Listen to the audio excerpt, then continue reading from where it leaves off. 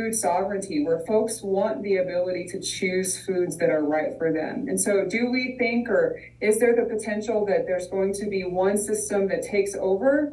I don't think so, because we have differences in preference, we have differences in economic status and access to different foods. So I don't think we're going to see the point where one type of meat production is the only type of meat production, because individuals lose their ability to exercise their right to choose what foods they consume. Until we see commercial production of these cellular-based proteins, it's really hard to know what the impacts will be.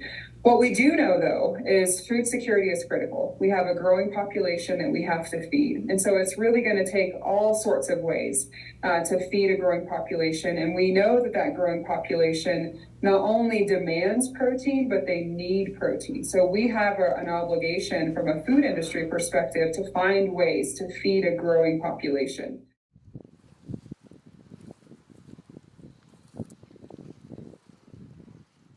Local nutrition is a whole nother thing, right? And this gets into not just what we do, but even people with allergies. When they're consuming things produced locally, there is a quantifiable reduce in allergy response because of the phytonutrition that comes through the food sources. And it can be honey, it can be meats, it can be all sorts of other things that help reduce that response in the body. You can't get something out of nothing.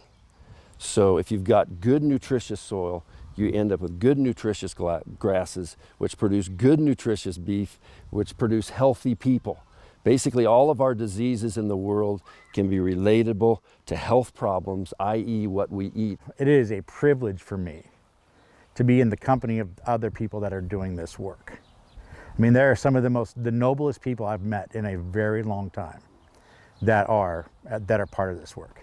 And it is gratifying and humbling in some levels to be in their company.